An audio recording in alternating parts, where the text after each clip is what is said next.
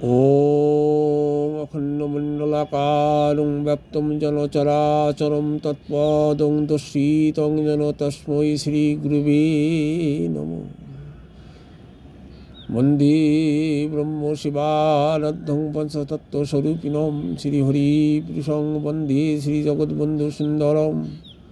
हे कृष्ण करुणा सिंधु दीनबन्धु जगत्पते गोपेश गोपिकान्त राधाकान्त नमोस्तुते। तप्त कंचन गौरांगी राधे वृंदावनेश्वरी विश्वभानुसुते देवी प्रणमामि हरिप्रिये। जय श्री कृष्ण चैतन्य प्रभु नित्यानंद श्री अद्वैत गदाधर श्रीवासादि गौर भक्तवृंद। हरे कृष्ण कृष्ण कृष्ण हरे हरे, हरे राम राम राम हरे हरे। ओं नमो भगवते वासुदेवाय, ओं नमो भगवते वासुदेवाय, ओं नमो भगवते वासुदेवाय। हरि ओं तत्सत्, हरि ओं तत्सत्, हरि ओं तत्सत्।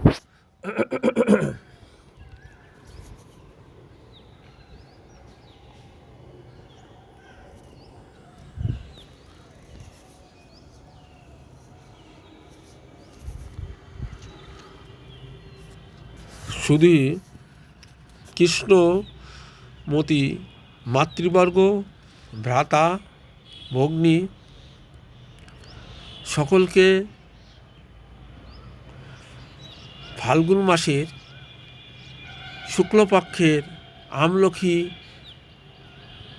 ব্রতোপবাসের প্রণাম ও শুভেচ্ছা জানিয়ে শুরু করছি।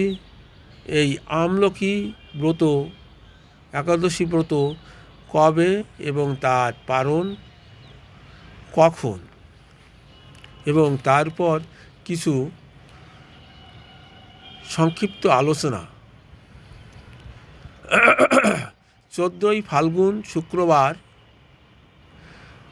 গোস্বামী মতে ও স্মর্ত মতে একাদশী, পরাহে নিম্বার্ক সম্প্রদায় মতে একাদশী ব্রত।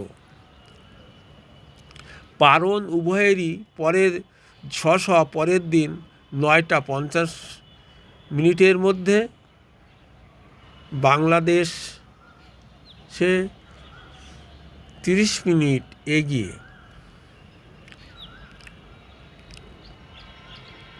শ্রীকৃষ্ণ মহারাজ যুধিষ্ঠিরকে বললেন, মান্ধাতার প্রশ্নে মহাত্মা বশিষ্ঠদেব আমলকি একাদশীর মাহাত্ম্য কীর্তন করেন। বিষ্ণুর লোক প্রদাতা রূপে এই একাদশী মহিমান্বিত। ব্রহ্মার রাত্রিতে সবই প্রলয় কবলিত হয়। ভগবান তখন কারণ সমুদ্রে অবস্থান করেন। তার মুখপদ্ম হতে এক বিন্দু চন্দ্রবর্ণের জল মাটিতে পড়ে।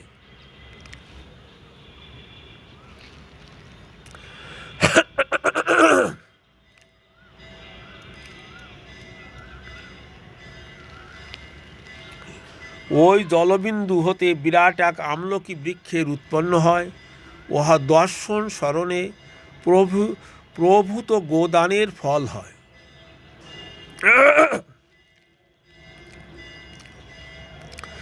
এই বৃক্ষ ব্রহ্মা বিষ্ণু মহেশ্বর সর্বদা অবস্থান করেন। এর প্রতি শাখা প্রশাখা পাতা দেবতা ও ঋষিগণের বাস। এই বৃক্ষ সকল বৃক্ষের আদি ও পরম বৈষ্ণব রূপে পূজিত হয়। এই ব্রত সকলের পালনীয় এবং এর সঙ্গে সংশ্লিষ্ট একটি কাহিনী বর্ণনা করছি। প্রাচীনকালে বৈদিশ নামক এক নগরে চৈত্ররথ নামে এক রাজা ছিলেন। চন্দ্রবংশীয় পাশবিন্দু রাজার পুত্ররূপে জন্মগ্রহণ করেন।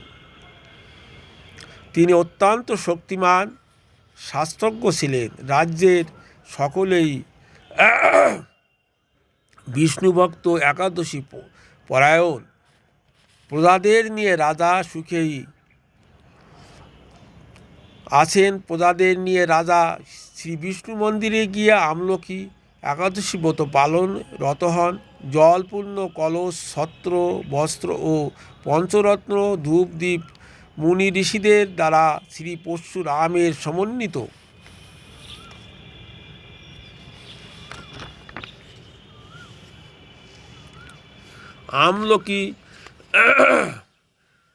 আমলকির পূজা করেন। যথাবিধি পূজা, স্তব, স্তুতি, নৃত্য গীতে রাজা ভক্তিভরে বিষ্ণু মন্দিরে রাত্রি জাগরণ করেন। ওই সময় দৈবযোগে এক ব্যাত ওই মন্দিরে উপস্থিত হন। সে বিষ্ণুমূর্তি দর্শন করল ও একাদশী মাহাত্ম্য শুনল মন দিয়ে। সারাদিন কিছু আহার হয়নি, তার রাত্রি কাটল অনাহারে ও জাগরণে। একাদশীর মহাপুণ্য ফলে ব্যাস জয়ন্তীনগরে রাজা বিদুরের পুত্র হয়ে জন্মালো। তার নাম ছিল বসুরথ। পিতার নাম বিদুরথ, পুত্রের নাম হল বসুরথ। তিনি সূর্যের মতো তেজস্বী, চন্দ্রের মতো কান্তিমান ও পৃথিবীর মতো ক্ষমাশীল।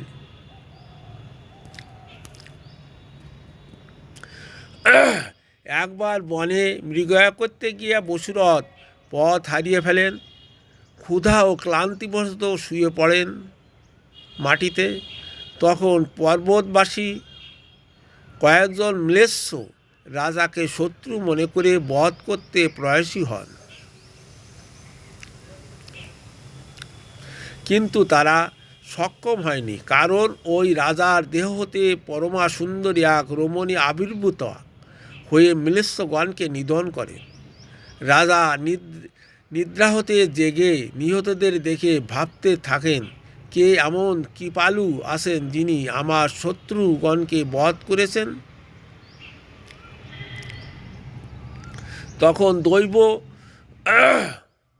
তখন দৈববাণী হলো। তাতে রাজা জানলেন ভগবান কেশবী শরণাগতের রক্ষক ও পালক। রাজা ভক্তিযুক্ত চিত্রে গৃহে ফিরলেন এবং অনেক দিন নিষ্কণ্টক রাজ্য সুখ ভোগ করেন। আমলকি ব্রত যারা পালন করেন তারা নিঃসন্দেহে বিষ্ণুলোকে গমন করেন। এছাড়াও ফাল্গুন মাসে শুক্ল দ্বাদশী পুষ্যা নক্ষত্র যুক্ত হলে তাকে গোবিন্দ দ্বাদশী বলে। উহা মহাপাপ নাশিনী। বিধিপূর্বক গোবিন্দ দ্বাদশীতে উপবাস করলে পাপ নাশ হয় আর পুনর্জন্ম গ্রহণ করতে হয় না।